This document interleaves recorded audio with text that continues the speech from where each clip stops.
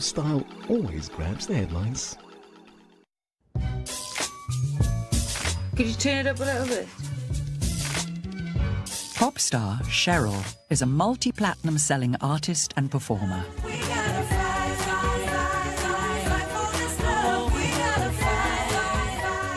Performing for me has always been a huge part of my life. My mother always said to me that I came out of her knowing what I wanted to do and who I was. Cheryl rose to fame on the TV talent show Pop Stars The Rivals, winning a place in the band Girls Aloud. After a series of top 10 hits, Cheryl joined the judging panel on The X Factor and launched her solo career. Now, as one of the most photographed women in the world, she's graced the covers of magazines like Vogue. I'm quite extrovert in the performance side and the show business side, I guess. That's where I let loose. But in my private, everyday life, I'm quite reserved. I'm quite shy in a lot of ways. Born Cheryl Tweedy in 1983, Cheryl grew up on a Newcastle council estate in a large family. There was 5 kids in the house, so it was always crazy. And it was always nice being one of many, you know, you felt like a little gang, a little team. I was always at dance class, which was just a tiny little dance studio above the co-op, actually. But I absolutely loved it. I was there like 3 or 4 days a week, from 3. Nothing like glamorous, if you like, but just hard work. Cheryl now lives in London, but is proud of her roots and wants to know more about her family's history. Over the years, as you get a bit older, you start to wonder, right, well, where do I come from? I feel like I should be deeply rooted to the Northeast. I would think so. I feel that way. My dad, I think, is Geordie to the core and has been for centuries.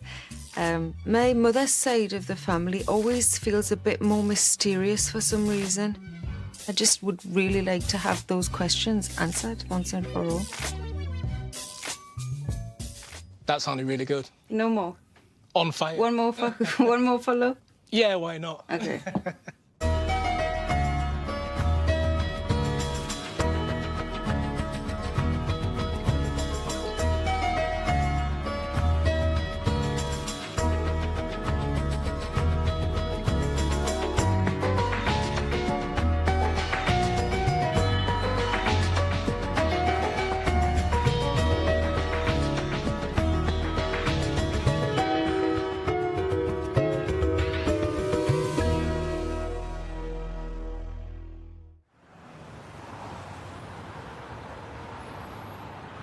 Cheryl's family still live in Newcastle, so she's decided to start a search there. Her youngest brother, Gary, is giving her a lift back to their old neighbourhood. This is just literally where I grew up, all these roads. That's the church, which used to be the bingo. Yep. There's no bingo? Church. The bingo has moved into the church. So they've done a swap. There's Heaton Bingo Club in the church. You're joking. They have swapped around. For what reason? And now the church is the bingo and the bingo is the church. That's crazy. It's so random, isn't it? I used to work in that cafe, JJ's. It's still called JJ's.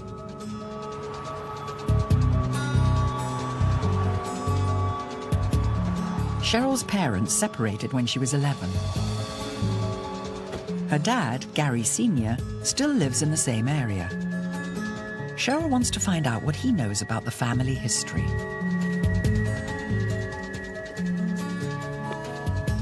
Dad!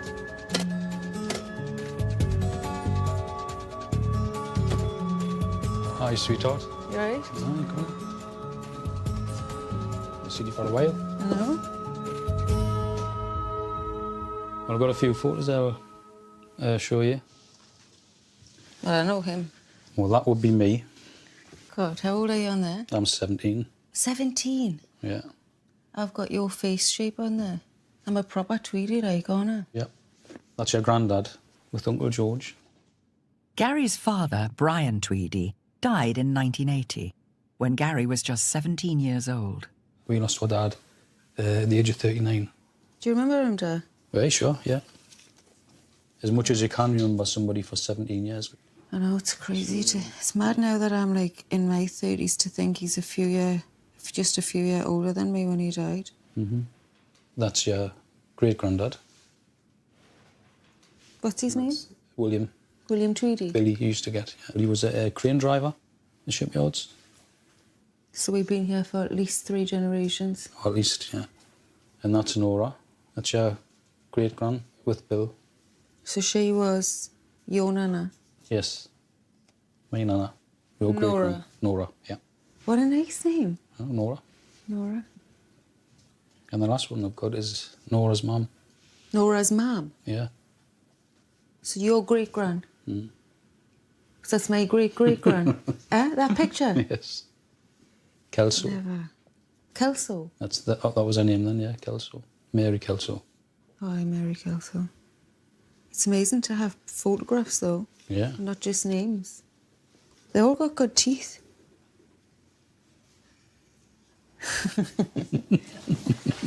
What's that? Well, I've got hold of a copy of a family tree, and it's mainly to do with my dad's side. From me, and moving up the Tweedy side, coal miners. Coal miners? And we'll move up through the Kelsos, and particularly this, I know nothing about it. Mariners, sailors. No way. Yep. So there's James Lane, mariner. John Wood Lane, mariner. His wife, Caroline. And then And the father. the father of those is also a mariner. Yeah. So that's 2 generations. I didn't see that coming at all. Not at all. Coal miners, yeah, maybe. Yeah. And I really love that idea, but mariners. That's a different thing altogether, isn't it? Mm-hmm. See, it's interesting because I hate the sea. I've always been afraid of it. And I used to have really bad dreams when I was little about drowning in the sea, being an old woman with a headscarf on, and I was the old woman. Mm. Well, there you are then. Isn't that weird? Mm-hmm. Very funny. So we've got your sea legs. Cheryl's discovered that on her father's side, she's descended from a family of mariners called the Lanes.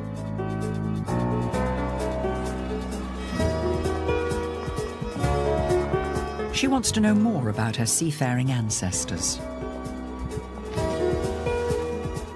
She's come to the Discovery Museum in Newcastle to meet Carolyn Ball, who runs the archives.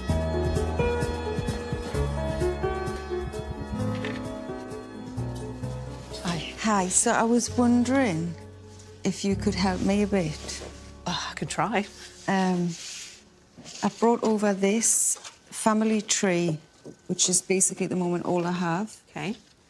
And I was looking through it all, but I'm really focused. I want to know more about these 3 mariners up here. Okay.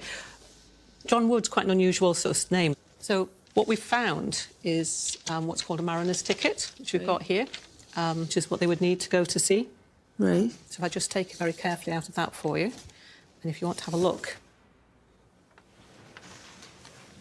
So it says John Wood Lane, born North Shields, 1826, 30th of January.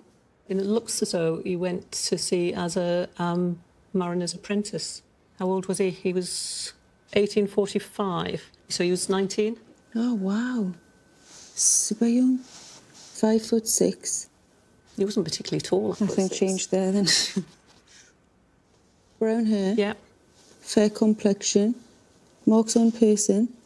Cut on forehead. Wow, that's his signature. Yeah. This is what allowed him to go on board ship and to actually sail around the world. It was his permit, if you like, to work. It's crazy to think that like, I'm holding it and he used to hold it. Yeah. Isn't it? Yeah. And it would be a really important document for him as well.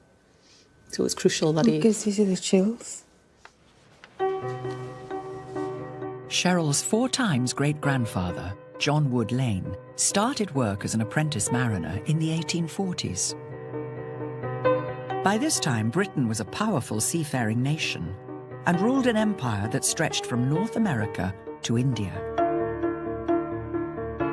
Trade was its lifeblood, and mariners like John in Britain's expanding merchant service were crucial to transporting goods and people across the world. It was a career that offered adventure and opportunity. We did find something else about John Wood Lane. Right. So wondered whether you would like to have a look at that. I'd love to. Okay. I'm not going to tell you what this is, but perhaps you'd like to open it and have a look.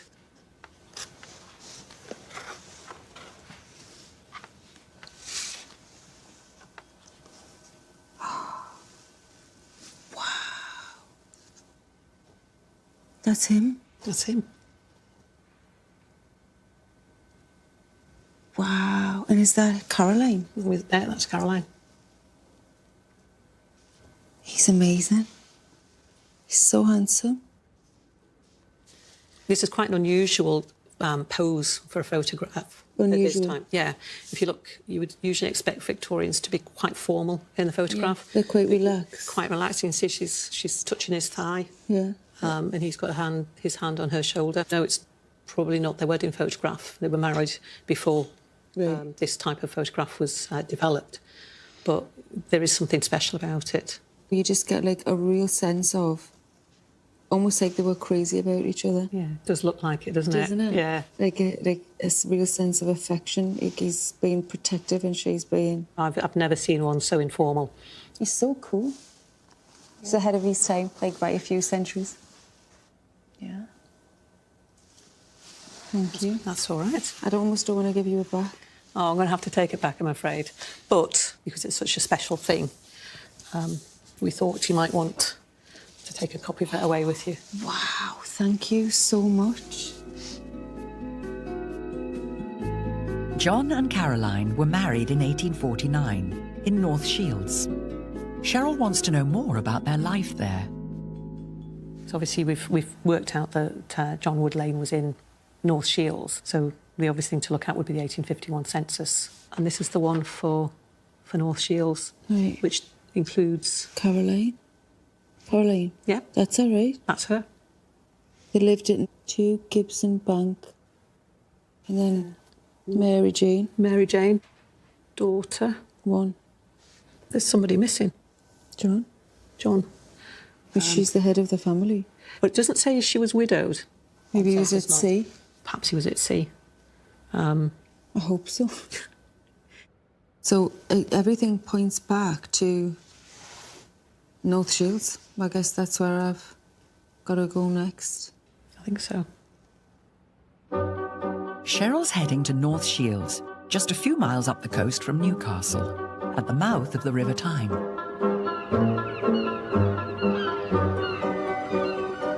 She's arranged to meet historian Dr. Dan Jackson at the North Shields Registry Office to find out more about John and Caroline. Okay, Cheryl, so if you look out this window here, you get a really good sense of the geography of North Shields. That's amazing. I got a copy of a photograph of my great-great-great-great-grandparents, Fantastic. John Wood and Caroline. And he was a mariner. He was a mariner, yeah. Mariners were known to be really snappy dressers. That's what I Yeah, said. He looks yeah. amazing. They had a lot of swagger about them. Yeah. That's what they were known for. And then I got this census from 1851. So they're living at Gibson's Bank, which is just there. Can you see where the greenery is? No way. That was the bank itself. But they lived on these stairs because the land, as you can see, is quite a steep bank. So you had these precarious houses kind of clinging to the riverbank, where all these people lived on top of one another. Wow. So this was known as the Low Town, and that's where the sort of working class people lived. This was the place where all the sort of spit and sawdust pubs would have been, because you can imagine all these sailors coming into the Tyne. Yeah, of course. And the sort of things that sailors like to spend their money on was all catered for down on the low road. So it was the sort of place you had to have your wits about you. Right. It was known to be quite a violent place at times. And up on the high ground was called the High Town, and that's where the posher houses were the big houses, where Dockwray Square and Northumberland Square and places like that. So there's a very obvious difference between the Class. different... Yeah, class divide in the town. So they would have lived in like a small house here. Yeah, there's a report from the time that says people in Gibson Stairs were living in about 4 to a room. Oh, wow. There's all sorts of industries. There's everything you can think of: shipbuilding, sail making, mast making, anchor smiths. You've got roperies where women used to work. So it was incredibly busy. When John and Caroline lived here, North Shields was a thriving port. The town's location at the mouth of the River Tyne meant easy access to the northeast's coalfields, which were fueling Britain's industrial revolution. Coal was loaded onto ships and sent down the coast to London, and also as far afield as the Baltic and North America. Sometimes when men were away at sea, they could be away for 2 or 3 years at a time. 2 or 3 years? Yeah, depending on where they were going. So I guess the woman then had to be quite confident, tough, independent. If their men are away at sea for 2 or 3 years and they're living in an environment like that, do you have to be a tough woman? Absolutely. And the women of North Shields are known to look out for each other as well and to support each other. Can you tell anything from this photo? He looks like he's doing well. He's probably qualified or his apprenticeship is over. I would have thought, just judging by the clothes he's wearing, if nothing else. And he's got the cap at a jaunty angle. He's got the expensive watch chain. Looks like a velvet waistcoat as well. Yeah. All pretty expensive gear. Really? So, yeah. He would have been doing well. And his wife's dressed smartly as well, by the looks of things. Yeah, that's a brilliant photograph. Isn't it? It's fascinating. A useful place to go next would be to find out about his career at sea, see where he went.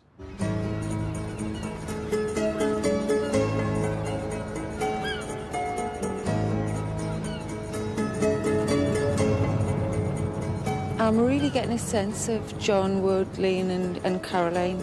More so the fact that I've seen a picture and I'm aware of how they actually looked, how they dressed, where they lived. There's definitely a strong sense of tough northern Geordie women, starting with Caroline. So that tradition seems to have carried on, and I'm proud of the fact that they were strong and tough and hard-working. Cheryl's meeting maritime historian Dr. Helen Doe at the nearby Old Low Lights Museum to find out about John's career at sea. So I have this photograph of my great-great-great-great-grandparents. That's a wonderful photograph. Isn't it? It really is lovely. So far what I do know is that he had an apprenticeship ticket and that he lived on the bank there in North Shields. Your ancestor, John, finished his apprenticeship and he then became a second mate, which is actually quite a good step up on ships. And he was working in the coal trade. Well, this is the first document I've got for you, which tells you something about him. So this is a report of character, 1851. John Wood Lane, very good. Oh, wow, so on this page, he's the only one that has a very good for his conduct. Yes, indeed. What does that say? Sobriety. Sobriety, very good. So he wasn't really a drinker, I guess. That's right. And that was important on ships. I'm sure, yeah. So you've got one very good, which is your ancestor, 2 goods, and this gentleman here, he's just got middling. So this ship is the Brack, and at the end of the voyage, the master would give them their discharge papers, which would show how well they've done. Reputations could be made over a long time, but equally could be lost quite quickly. Right. Have a look at this one that I found for you. Now, this is a ship called the Spirit of the Deep. Right. Date of the occurrence entered with date and hour. So there was an occurrence. Oops. So you've got the location. Hong Kong. Yeah. James Lane. That's his brother. So he's on another ship, but in Hong Kong. Oh, wow. James Lane was 7 years younger than Cheryl's 4 times great-grandfather, John, and had followed in his big brother's footsteps to sea. And what does that say? He's badly behaved? Yes. What did he do? Went ashore without leave. So he's gone AWOL, basically. And that was in December on the 21st. And then Monday the 22nd, James Lane returned to the boat. on board, unfit. Unfit for the remaining the remaining of the day. Yeah. Until The 29th. the 29th. What the hell was he doing? So from the 22nd to the 29th, he was unfit. And it doesn't specify. Maybe he was drinking. Perhaps he was drunk. For 4 days, 5 days, a week. Now, if we go down a little bit further, there's a little more here. So we've now got 1 month later. We've gone from Hong Kong to Singapore. Singapore. And we got 11:30 a.m. James Lane. Called me. A bloody snot Yeah. of, what is it? And struck me And struck me. in the face. Oh, wow. This is the mate. And he's saying he struck me in the face, for which I put him in irons. Then, the next day, you've got James Lane again, but this time he's taken before the master, found guilty, and he's fined for the offence. It's a big contrast to his brother, but again, quite an intriguing character. And obviously liked a bit of the naughty side. Shall we go back to John? Please. Now, look at this certificate. He was a master, he became a master. Was he then like second or next to the captain? He is the captain. Oh, he is the captain. Yes. Master mariner means you have the ability to be the captain of a ship. He's done it. That's incredible. John became a master mariner in 1855 at the age of 29. By this time, the merchant service had introduced tough exams to ensure only the most qualified men became masters. John would have needed to be able to read and write, as well as navigate by the stars. Masters were also responsible for delivering the cargo to its final destination and bringing the payment back. Ship owners were desperate to find men they could trust, and John would have been in demand. Turn over and have a look on the other side.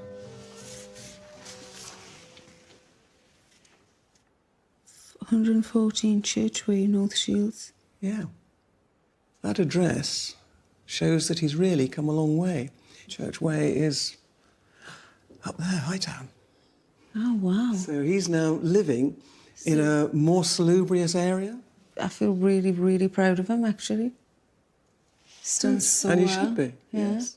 Got a better life for his wife and his children. And well, she's certainly now got status as well. Really. Can we go back to your photograph a moment? Yeah, We absolutely. can have a look at that So I in wonder a slightly different light if now. by now he was already a master. It's quite possible that that was taken to celebrate this very big step. Wow. And no wonder they're looking so proud. Yeah. This is a photograph showing status. And that's probably why it was taken. Makes complete sense now. And the first ship that he became master of was called La Belle. Isn't that nice? And here's the final document I've got for you. Agreement for foreign going ship, La Belle, Yeah. on the 19th of August, 1857. So he's going from Conway and it's going to Quebec. That's him away from home, I guess, for... Months at a time. Yeah, a Several long, months long by the time. time he's got across. And as captain, as the master of the ship, he's in charge of selecting the crew. And this is the crew that he had Not James. from Wales. Oh, God. James Lane. Oh, yes. He's got his brother. here. Oh, dear. Maybe he behaved for his brother. James has been in trouble on the Spirit of the Deep. And you can see it shows here the last ship he was on was the Spirit of the Deep.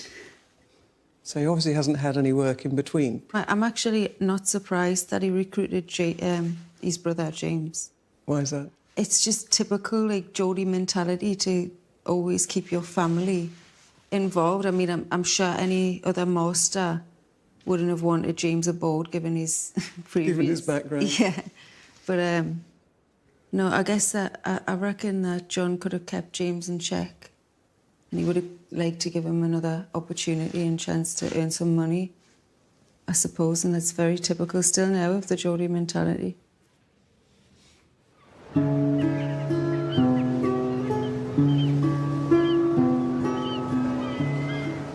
It feels really nostalgic actually coming back here. I haven't been back here for a long time. We used to come here as children and play on the rocks, pick sea snails, build sand castles. This is real childhood stuff for me. This is real memories. John Wood Lane and Caroline probably came here. They probably knew this exact spot.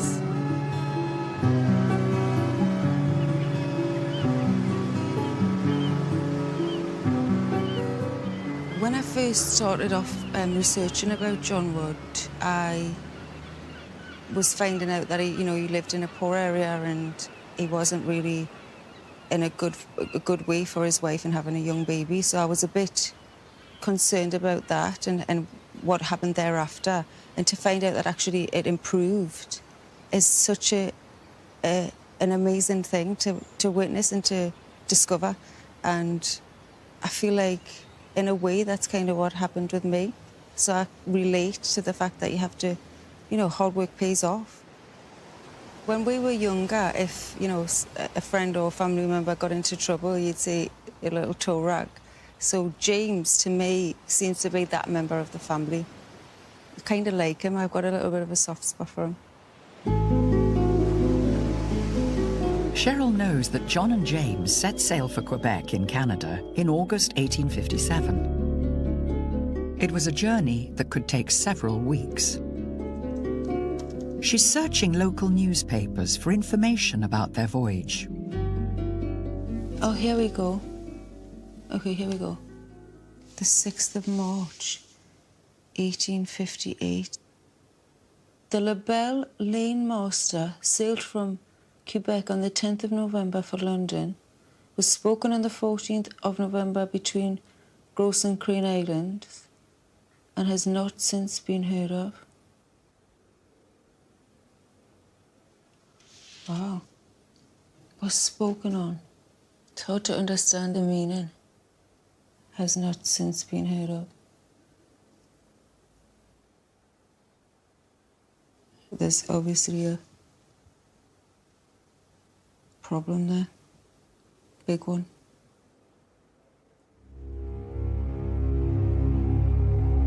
On La Belle's return voyage, John and his brother James would have sailed up the St. Lawrence River, past Gross and Crane Islands, and out towards the North Atlantic. Cheryl's arranged to meet Dr. Simon Wills at the Watch House Museum near North Shields to find out what the newspaper report means. So I have this cutting from the newspaper, which is quite concerning, really. I don't understand all of the language, which I was hoping you can help me with. Well, it was spoken on in Victorian times. Ships' captains, when two ships passed each other, they'd hail each other.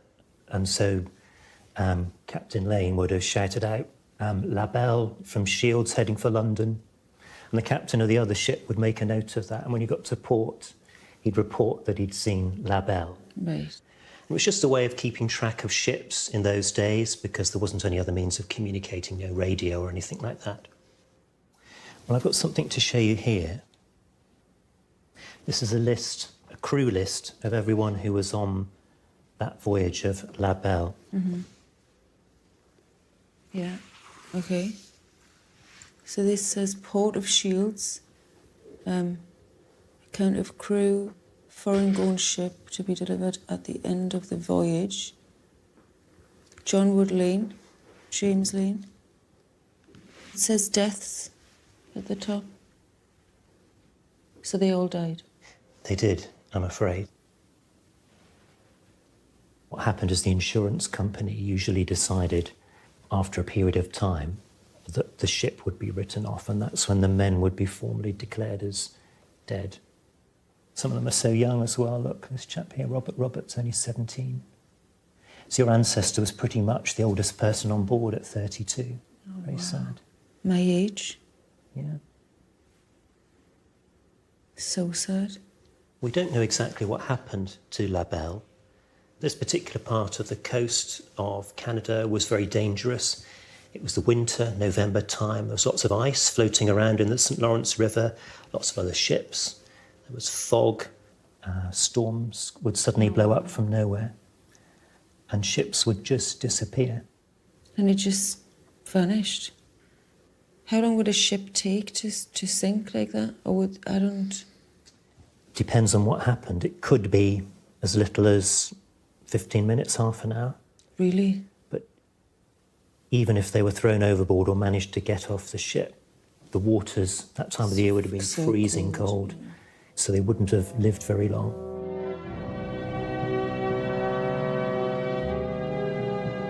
La Belle was the only ship John ever captained. It disappeared while on its return journey to England. John, James, and the entire crew were lost. In the mid-19th century, being a mariner was a treacherous job. There were over 800 shipwrecks a year off the coast of Britain alone, and transatlantic voyages, such as La Belle's, were even riskier. Ships could be blown hundreds of miles off course, and many, like La Belle, were never heard of again. Caroline was left a widow, with no financial support and a young family to bring up. Caroline would have only been 29. And on the family tree I have, my great-great-great-grandfather is another John Wood Lane. But I don't know, obviously, when John was born. I've got something that can help you here. It's a birth certificate. Yeah. John Wood, boy. Father, John Wood Lane.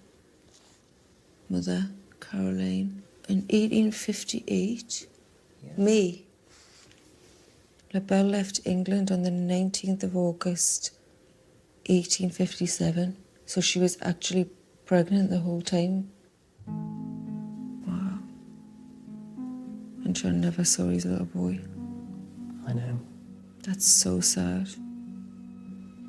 I now really wonder about Caroline and what she went on to be and do.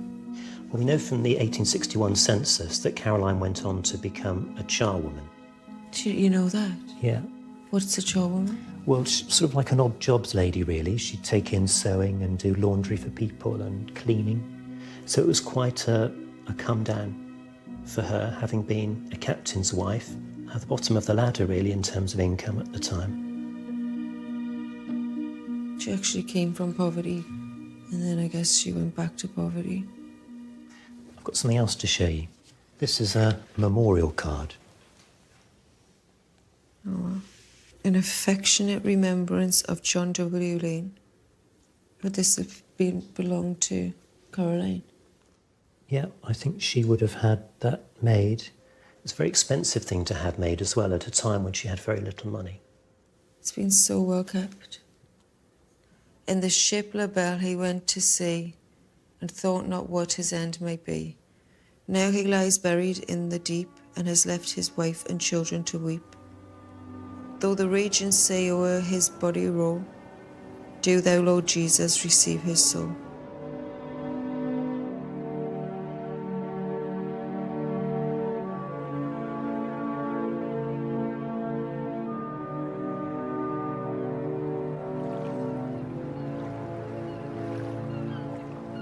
I was hoping that he had a long and successful career because of how hard he'd worked to get there, and that the kids would have been okay and set up for life, and Caroline would have been good. Yeah, I feel sad now. I feel like I got to know John and Caroline. I feel like I did get a sense of them even as a couple. The way she's holding him, the way he's holding her. I just sense that they were really, really madly in young love, and it's a lovely feeling.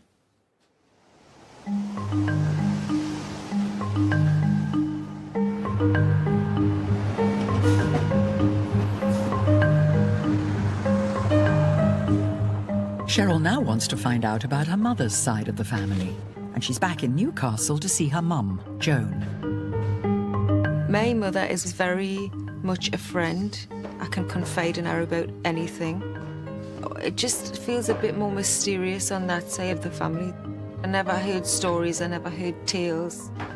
I think she had a lot of questions herself when I was growing up. Hello. No.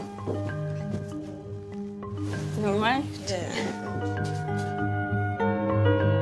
Joan was born in Newcastle. Her parents were Joseph and Olga Callahan. Olga was born in 1932 and grew up with her twin sister, Renee. But Joan's always had questions about the rest of her mother's family.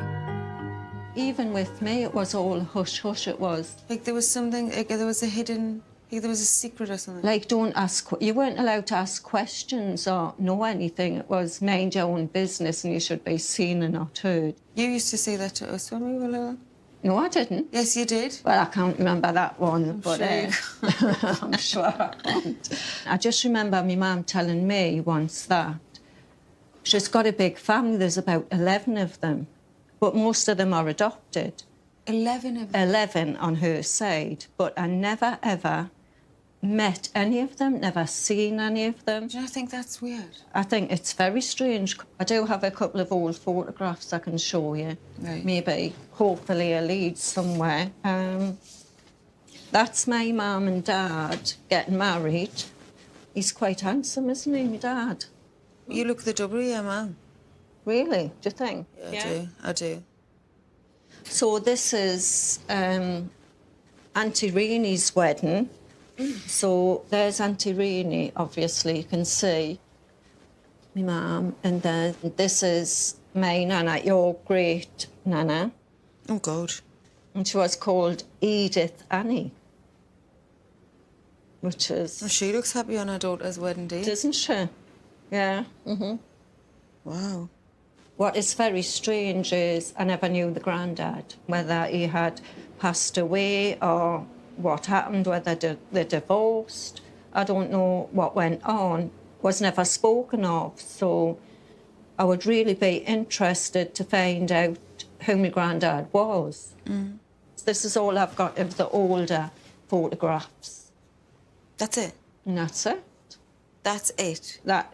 So what am I... That's it. Well, the only thing I've really got to go off of is me nana and her sister's name. So do you know their maiden name? The maiden name was Ridley. Joan believes that her mother, Olga, came from a large family, but doesn't know anything more about them. Cheryl wants to get to the bottom of this, so she's ordered the marriage certificates for her grandmother and her grandmother's twin sister to find the name of her great-grandfather. Okay, so here we've got a certificate for me nana in 1954. Father's name and surname, Joseph Ridley, deceased. So Renee's marriage was in 52, and he was deceased by then. Joseph Wilson Ridley. So I'm gonna now see if I can find Joseph Wilson Ridley.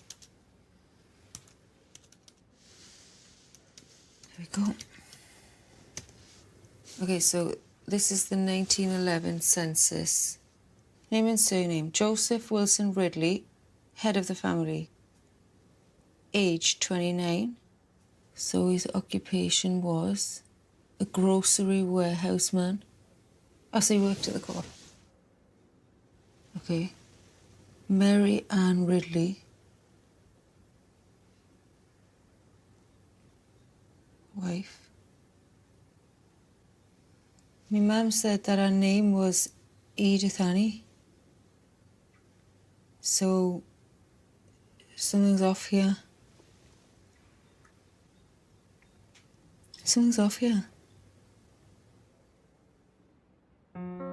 Cheryl's discovered that her great-grandfather was called Joseph Wilson Ridley.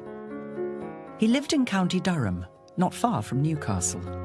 She's also found out that in 1911 he had a wife called Mary Ann, and they had 3 children together.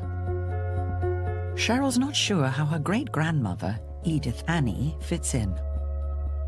She's also found Joseph in Army Service records online. Name, Ridley Joseph Wilson. Regiment, Durham. LI. Your service reckons from the 15th to the 12th, 1914. Place, France. So he must have gone to France.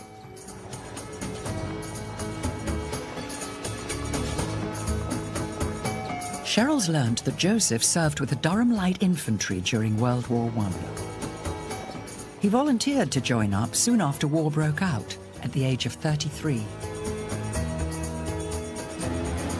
Cheryl wants to know more about Joseph's service and has decided to follow in his footsteps.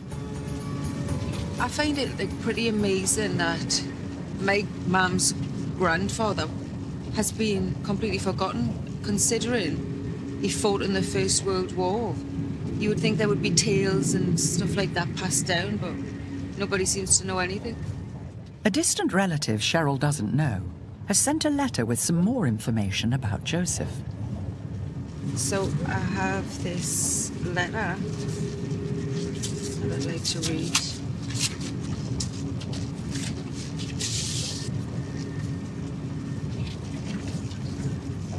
Oh, wow.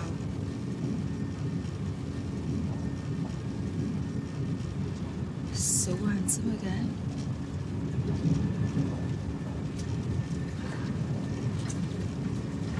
Dear relative, I am also a descendant of Joseph Wilson Ridley. He was my grandfather, married to my grandmother, Mary Ann, and they had 8 or 9 children together before she died in 1930. Joseph was never really discussed in our family other than referenced in rather derogatory terms as Old Man Ridley. It seems after the death of my grandmother and Mrs. Burton was brought in as a housekeeper to look after the children, and then she fell pregnant with the twin girls. That's my great nana. Wow. It created quite a scandal in the community. A Ridley trait is that most of us have a quick temper, and from what I've been told, Grandad Ridley was no exception. Some in the family say he was troubled and volatile, and his temper would often be fueled by excessive drinking. But he also bore other Ridley traits, undying generosity, and was at times quite fearless. When his photograph surfaced, I felt a bit sorry that he seemed to have become sidelined and forgotten. There he was in a soldier's uniform, and he must have fought in World War I. Wow, that actually explains so much of why he was never talked about. So interesting. And he had, in the end, 11 children, which is what my mum said.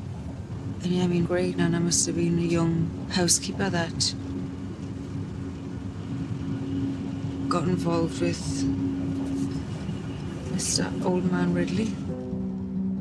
When Cheryl's great-grandmother, Edith Annie Burton, had the twins in 1932, Joseph was a widower with a large family and a war veteran. To find out more about her great-grandfather's war experience, Cheryl's meeting military historian Dr. Helen McCartney. In 1915, Joseph was sent to the Western Front, where the British and their allies were fighting the Germans. By early 1916, Joseph's battalion was here, near Ypres in Belgium. Something I do know is that he joined the regiment in Durham, but I have no idea what he did or anything else really other than that.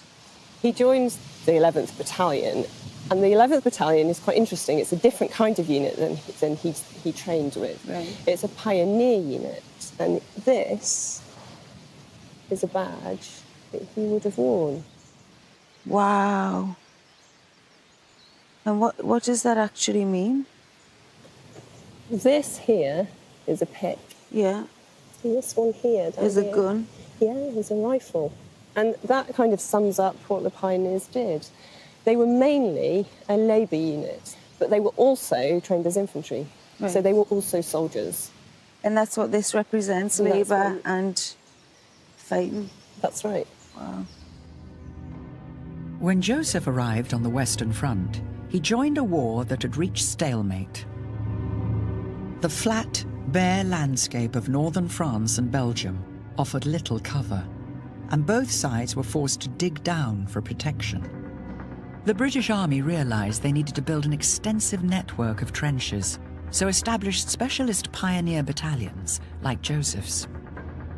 They were trained to fight, but also to dig. Joseph was expected to work throughout the night and in all weathers, often in open ground, in sight of enemy snipers. If you have a look down here, Yeah.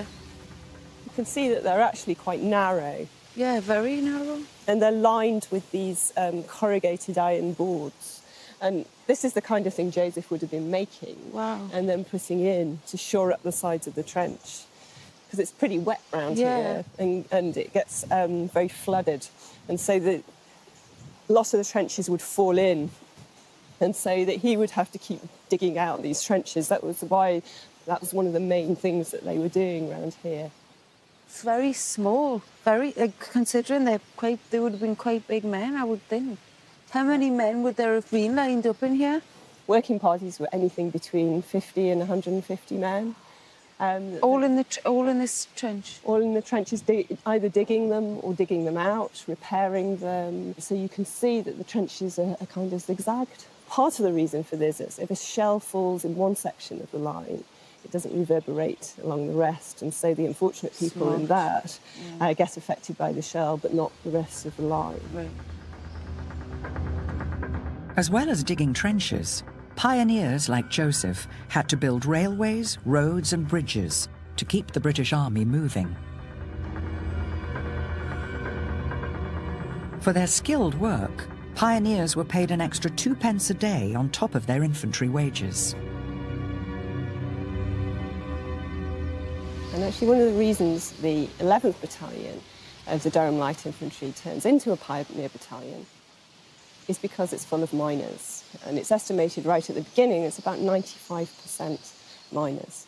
Wow. And that gives them a huge advantage because they've been used to hard physical labour. But Joseph isn't a miner, and he's a grocer. And I want to show you a diary entry from later in the war, which shows you how some members of the battalion viewed people who didn't come from the same background as them. Have a look at this here. Okay. A draft of 52 men arrived. Only 3 of these men were suitable for pioneer battalion. Grocers, agents, musicians, etc. are not fitted for the hard work of pioneering. So that guy's not happy about people that are not miners or... That's right. Joseph's going to have to work really, really, really hard to prove himself. You know, I always heard about trenches and how they were used, but I never really thought about how they were actually made. And knowing that Joseph was part of the labour of that is a big deal of helping the soldiers survive. Reading that diary entry, I think he was maybe struggling a little bit to fit in. Yeah, he probably had a bit of a tough time trying to prove himself. In July 1916, Joseph's battalion was ordered south, towards the Somme in France, where a major offensive by the Allied army to break through German lines had already begun. The first day of battle had claimed more than 60,000 casualties, and by the time the fighting ended, months later, that number would rise to over 1 million.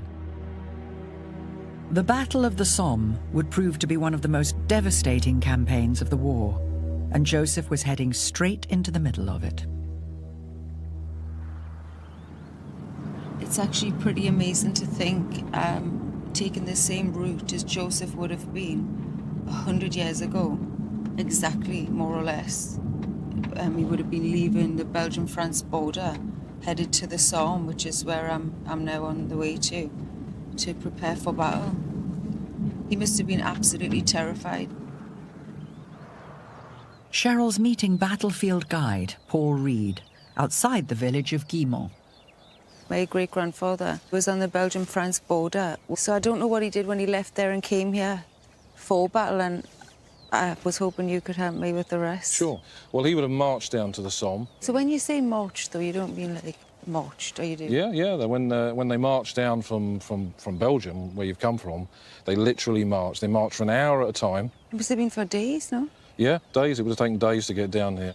And when he got here, the Battle of the Somme was 2 months old. So they've been fighting in that direction, the beginning of the battle in July. And over 2 months, gradually, they'd pushed the Germans back to a point where the artillery had smashed this landscape to pieces. It was just a lunar landscape. I mean, when you look at photographs like these that show you the utter devastation of this area, this is the village of Guillemont that we're standing close to now. And as you can see, there's just nothing left. Wow. Everything's destroyed. By occupying Guillemont, the Germans were able to prevent the British and French front lines from advancing together. The British had already launched 3 failed attempts to take the village, at a cost of thousands of lives. Now, Joseph's battalion were ordered to prepare the ground for one final push.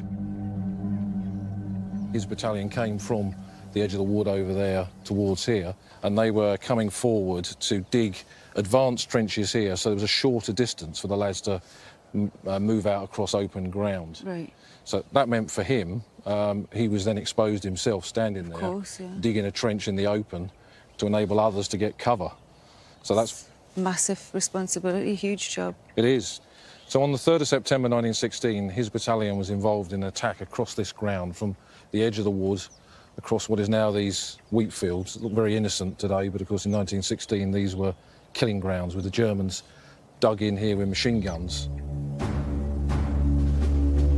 As his battalion advanced, Joseph had to march over ground littered with the dead from previous battles. And the resistance he faced when they reached the German defences was ferocious. After a bitter struggle, the British captured Guillemont at a cost of almost 2,000 casualties. But there was no rest for Joseph and the pioneers. His job was to assist in then defending this village, because once you captured it, the Germans would attack and try and take it back again. Right. So you needed to put up defences, barbed wire to stop them getting back in, build machine gun positions, shelters for the infantry and the officers and so on. So he's out there doing all that. The pioneers stayed there for days and days doing the work. Theirs is a task, really, that never ends. Yeah, and they're exposed. Very exposed. He's a brave man. Brave man, yeah. So in the fighting, they lost some of their leaders. So like your great-grandfather was suddenly promoted. He was given promotion to Lance Corporal. That's one stripe on his uniform. He would have had to have proven himself and worked hard to do so. Yeah. And I find it really actually quite lovely under the circumstances. I'm really proud of him. It's actually surreal to think that we're stood here like 100 years later with the luxuries we now have because of their sacrifice. Exactly, exactly. I mean, the Great War is one of those things that it's about ordinary people like your great-grandfather in extraordinary circumstances. Yeah. When we look at a battlefield like this 100 years later, I mean, it looks, to all intents and purposes, as if it's recovered. But the reality is it's never really recovered. Human remains are still uncovered every single year. Oh, my God. So, I mean, look in any direction now, you're looking to a place where there are still soldiers out there. And it's one great big cemetery, really.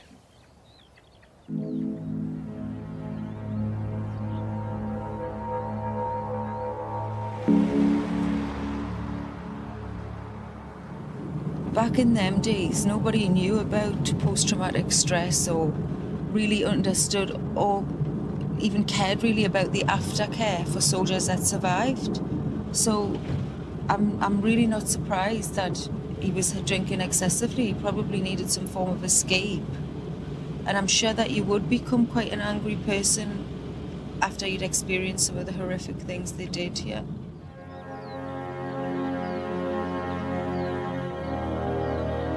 The war dragged on for another 2 years of bloody fighting, finally coming to an end in November 1918. It took months to bring the troops home, and Joseph returned to the UK the following summer, having spent nearly 4 years on the Western Front. He had seen the war through from start to finish. Joseph went back to work at the co-op and had a further 4 children with his wife, Mary Ann, before her death in 1930. 2 years later, when Joseph was 50, Cheryl's great-grandmother, Edith Annie Burton, gave birth to their twin daughters.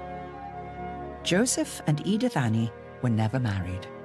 Joseph died in 1951, 8 years before Cheryl's mother, Joan, was born. Joan never knew anything about her grandfather, not even his name.